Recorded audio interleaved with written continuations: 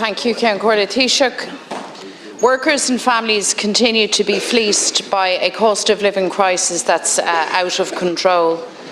People's finances are pushed to the very brink. They're hammered by sky-high energy bills, soaring food bills, runaway rents, mortgage interest rate hikes, and a cost of living crisis that is hitting them from all sides.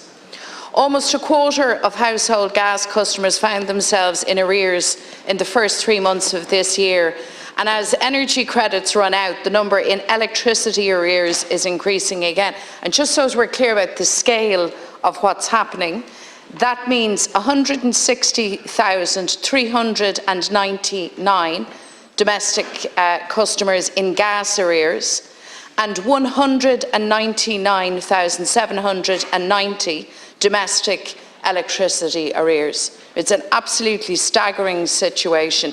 And yet, Taoiseach, you oppose Sinn Féin's proposal to cut and cap rip-off energy bills. You also blocked our plan to provide mortgage relief for struggling homeowners. You refused any plans to cut rent or ban rent increases. And yet households remain under huge pressure, and yet your government sits on your hands. So tonight, Sinn Féin brings forward a plan for real action on food and grocery bills, and I think the government should back this plan, Taoiseach. Inflation, as you know, in Irish supermarkets is the highest ever recorded, and shoppers are set to see their annual grocery bills rise by €1,200. That's a very big sum, and people's incomes just won't stretch that far in many cases. So many people are going hungry. Pensioners are skipping meals, and with the school holidays now fast approaching, some families don't know how they will feed their children this summer. So this can't continue. I am sure you will agree, Taoiseach. The plan from Sinn Féin has essentially 3 elements. Firstly, it would ensure that savings made by supermarkets due to falling input costs are passed on to consumers by cutting grocery prices.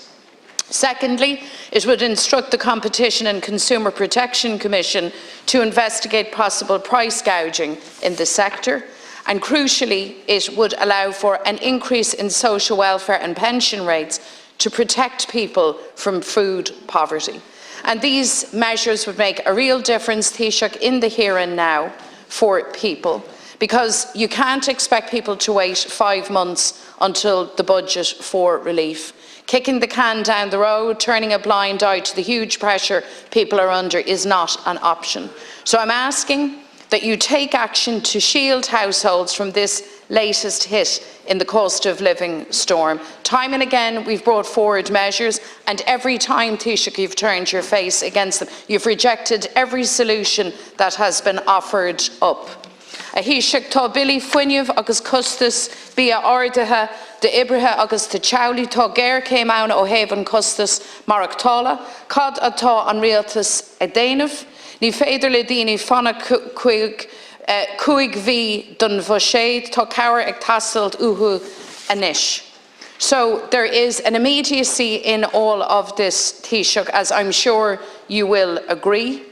The government must take sensible, targeted measures to give support to those that need it, because people are finding it difficult to stay afloat now, and they need help now.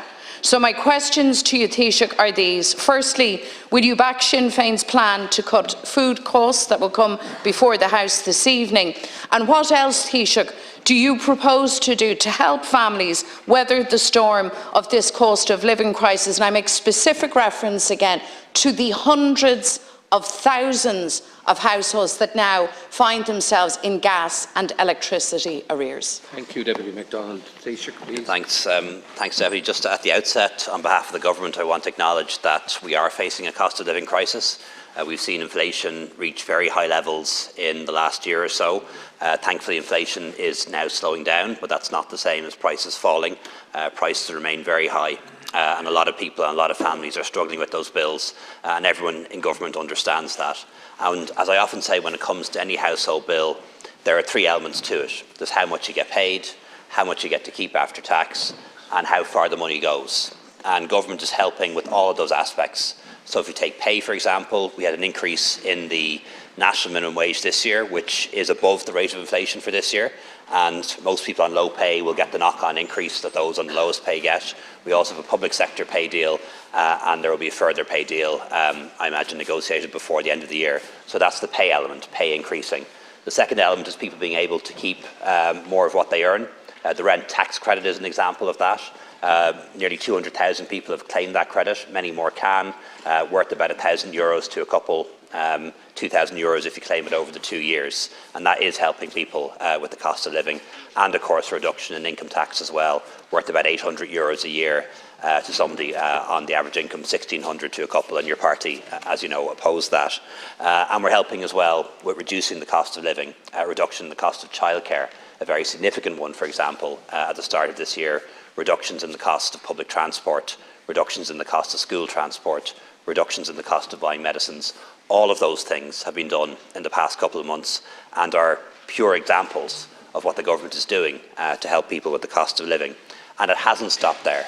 You mentioned welfare, for example, which is in your motion before the House today.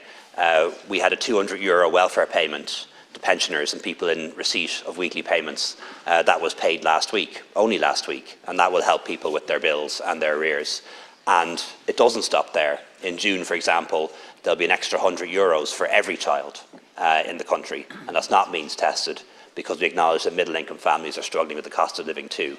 For those who need it the most, there's an increase in the back-to-school clothing and footwear allowance, paid at the same rate as last year, and every child will benefit from free school books in September. And again, that's for all families, including middle-income families, because we know they're struggling too. And then comes the budget when we can do more. So there isn't a month that doesn't pass, Deputy, when we aren't doing something to help people with the cost of living, because we understand that families are suffering and people are struggling with those bills. In relation to the price of groceries, which you mentioned, Deputy, or rather Minister Richmond will meet with the Retail Forum, I think tomorrow, and is going to meet with producers like farmers the day after, and he'll be passing on a very clear message from government. When input prices like energy costs went up, retailers increased their prices. That's understandable. Your input costs go up, you have to pass on some of that increase to your customers. But when input costs go down, we expect you to pass on those reductions to your customers. And we're making that very clear to the retailers, to the big supermarkets, to the shops, and also to the energy and gas companies. You put prices up when your costs went up. Now your costs are coming down. We expect you to bring down prices. And we're starting to see a bit of that, but not enough of that. So in summary, Deputy, tá costas mar tála anna ard, tá lán daoine lán Charlie fi brew, higamid, ach tá tachiacht fáil an Oireachtas, agus beg níos mó tachiacht ag teacht. So what is that additional support that will be coming then? Because from your answer, and by the way, the Unite Trade Union research published last week reflects that in real terms, wages have in fact fallen by approximately €76 per week. But leaving that aside, I gave you the figures: 160,399 households in gas arrears, almost 200,000 in electricity arrears. And yet when I put the question to you and I ask you, what will you do now, in the here and now, you answer me as though matters had been solved and resolved. This is a very expensive place to live in. I mean, I'm sure you're aware of that. Ask anybody. This is a very, very expensive. That was the case before the cost of living spike hit households. So I want to ask you again, we're bringing forward a package of measures this evening in respect of groceries and food costs. Will you support that? If you don't support that, bar the Minister sending encouraging messages, what are you going to do to ensure compliance from the retail sector and the energy sector? And what about all of these households in gas and electricity arrears? What are you saying to them now, Taoiseach? What's the government proposing to do now?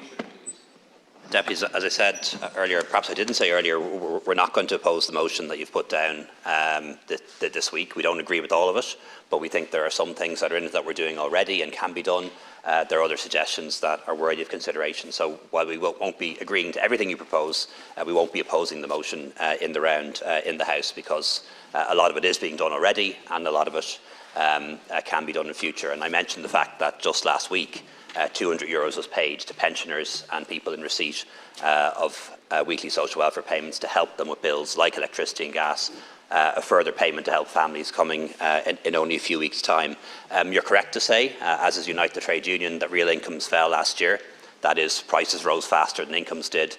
That was the first year that was the case in a very long time, and it won't be the case this year. We're confident this year that we'll see a real increase in incomes again. We expect inflation to be around 5% this year. For example, national minimum wage going up by 7% this year, public sector pay deal to be negotiated as well. So we expect to see real incomes again rise this year, as they have in previous years, which means that most people will be better off. And you are right to say, Deputy, that the cost of living in Ireland is high and has been high for a very long time. Maybe 30 or 40% higher than the EU average, but our incomes are also 30 to 40% higher than the EU average, and that needs to be borne in mind as well.